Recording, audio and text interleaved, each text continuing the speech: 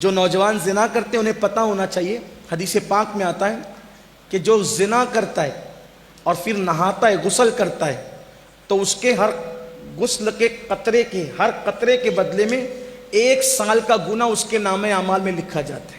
تو جتنے قطرے ہوں گے اتنے سال کا گناہ اس کے نامہ اعمال میں لکھا جائے، اور جتنے قطرے گرتے ہیں زنا کے غسل کے بعد اس سے شیاطین پیدا ہوتے ہیں، وہ سارے شیاطین قیامت تک پاپ کریں گے، اور ان سب کے پاپ کا عذاب اس کے سر ڈالا جائے گا جس کے زنا کے غسل سے وہ شیاطین پیدا ہو۔ اور دوسری طرف حدیث پاک میں آتا ہے کہ جو نکاح کرتا ہے اور نکاح کرنے کے بعد جائز ملاقات بیوی سے کرتا ہے اور پھر غسل کرتا ہے، تو ہر قطرے کے بدلے میں 1 سال کی عبادت کا ثواب لکھا جاتا ہے، اور جتنے قطرے ہوتے ہیں ان کی تعداد کے برابر فرشتے پیدا کیے جاتے ہیں، اور قیامت تک وہ جتنی عبادت کریں گے اس سب کا صلہ اس کو ملے گا جس کے غسل کے قطرے کی تعداد کے برابر وہ فرشتے پیدا ہوئے۔ بہت سستا سودا ہے، اس لیے نکاح کرو۔ اور نکاح کی ضرورت ہے، میں اپنے بڑوں سے معافی مانگتے ہوئے کہوں، نکاح کی اگر ضرورت ہے، گھٹ گھٹ کے نہیں رہنا گھر میں، اپنے ماں باپ کے کان میں کہہ دینا میری شادی کر دو، یہ کوئی بری بات نہیں۔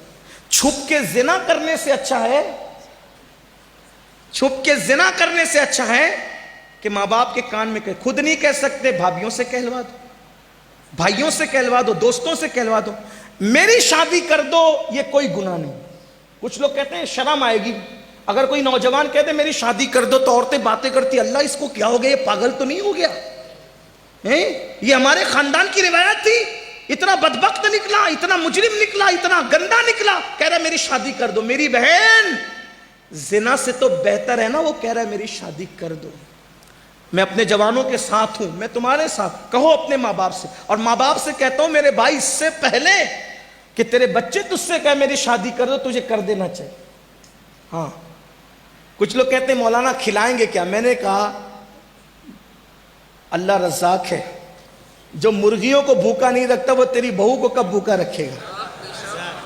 اور جس رسول نے فرمایا صلی اللہ علیہ وآلہ وسلم کہ نکاح کرو مالدار ہو جاؤ، میرا تجربہ ہے جس نے بھی نکاح کیا وہ مالدار ہوا، شرط یہ کہ گناہ چھوڑ دے نکاح کے بعد۔ ہاں، اور بیٹیوں سے بھی کہتا ہوں، بیٹیوں سے بھی کہتا ہوں کہ اگر ان کو یہ حاجت ہو کہ ان کا نکاح ہونا چاہیے تو وہ کسی کا ہاتھ پکڑ کر بھاگنے کی بجائے وہ شرافت کے ساتھ اپنی ماں کے کان میں کہہ دے کہ میری شادی کر دیجیے، یہ بھی کوئی عیب نہیں، بیٹیوں کے لیے بھی عیب، کیونکہ جتنے حقوق بیٹوں کے اتنے حقوق بیٹیوں کے۔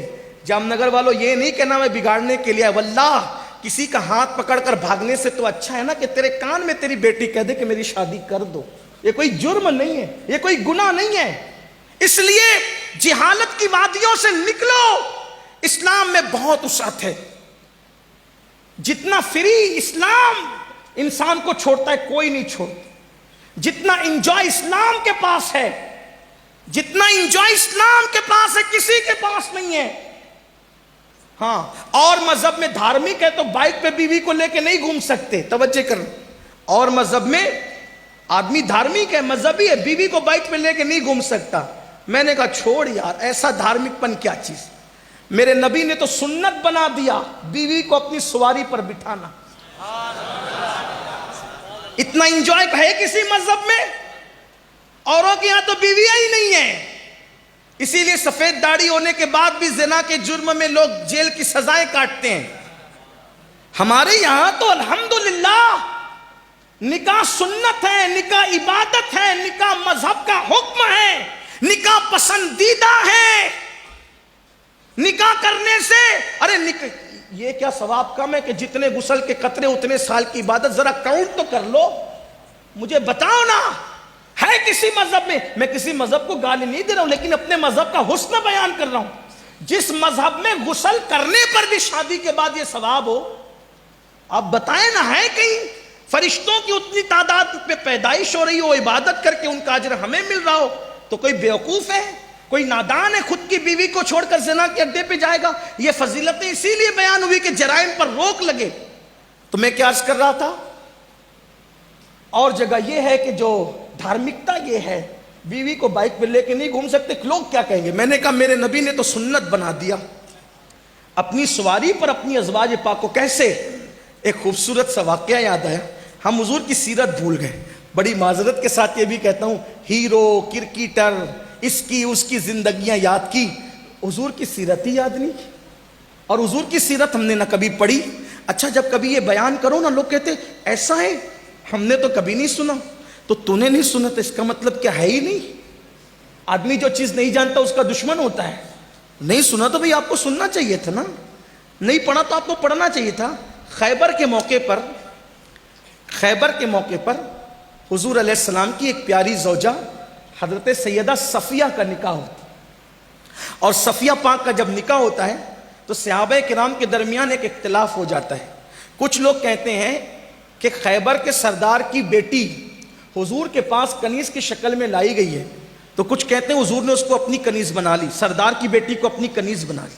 کچھ لوگ کہتے ہیں نہیں حضور نے نکاح کیا, کچھ کہتے ہیں کنیز بنائی. کچھ تو صحابہ میں سے کوئی کہتا ہے چھوڑو ابھی بحث نہ کرو, بات نہ کرو, ابھی دیکھیں گے.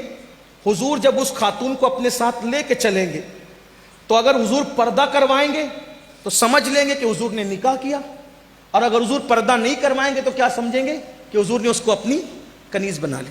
حضور نے پردہ کروایا اور حضور نے حضرت صفیہ کو اپنی اونٹنی پر اپنے ساتھ بٹھایا. تو چونکہ ان کے قبیلے میں جنگ تھی تو جنگ کی وجہ سے وہ سو نہیں سکی تھی, تو بہت جاگی ہوئی تھی.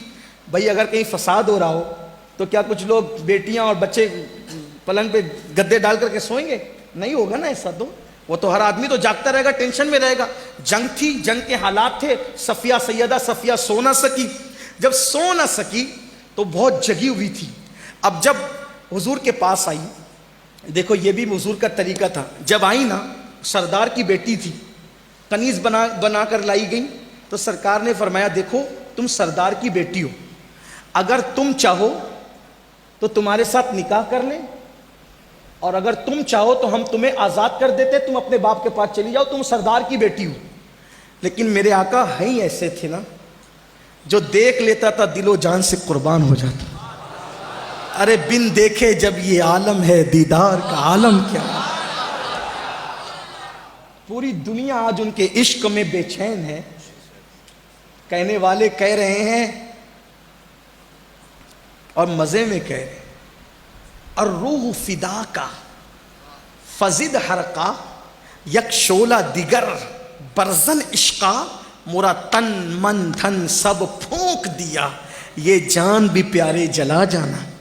آخر لوگ ان کے عشق میں جلنے کی بات کر کیوں رہے, وہ ہے ہی ایسے.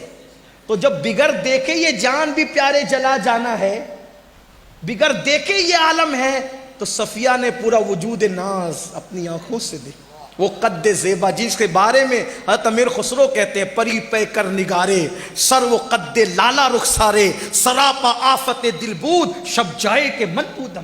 اور میرے امام کہتے ہیں وہ کمال حسن حضور ہے کہ گمان نقص جہاں نہیں, یہی پھول خار سے دور ہے, یہی شمع ہے کہ دھواں نہیں. کرے چارہ سازی زیارت کسی کی, بھرے زخم دل کے ملاحت کسی.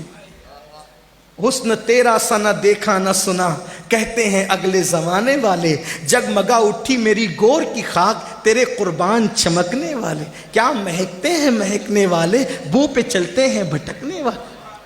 صفیہ سے کہا صفیہ اگر چاہو ہم تمہیں آزاد کرتے ہیں, اپنے باپ کے پاس چلی جاؤ, ہم عزت داروں کی عزت کرتے ہیں, اور اگر چاہو تو تمہیں نکاح میں لیا جائے. صفیہ کہتی ہے آپ کے پاس آ کر کوئی واپس کیسے جانا چاہے گا. صفیہ نے فیصلہ کیا سیدہ ہم آپ کے ساتھ رہیں گے. نکاح ہو گیا, حضور نے اپنے ساتھ بٹھایا اونٹنی پر. اب جب اونٹنی پہ وہ بیٹھی نا تو بیٹھے بیٹھے وہ یوں کرتی, ایک فیلنگ ہوتی ہے نا, آج جب سواری چلتی ہے تو وہ بیٹھی ہوئی تھی, تو بیٹھے بیٹھے روایتوں میں آتا ہے وہ یوں کرتی تھی. وہ جب یوں کرتی تھی نا تو حضور اپنا ہاتھ ان کے سر پہ رکھ دیتے تھے, اور ہاتھ سے ان کو, اپنے ہاتھ سے ان کو یوں سہارا دیتے تھے, اور کہتے تھے صفیہ صبر کرو تھوڑی دیر میں منزل آ جائے گی, صفیہ صبر کرو تھوڑی دیر میں منزل آ جائے گی.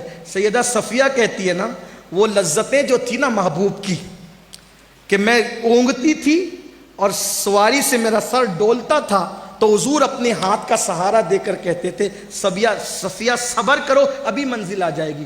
تو جس مذہب میں بیوی کو ساتھ بٹھانا اپنی سواری پر, جس نبی نے سنت بنا دیا اس مذہب سے زیادہ انجوائے کس مذہب میں ہو سکتا ہے؟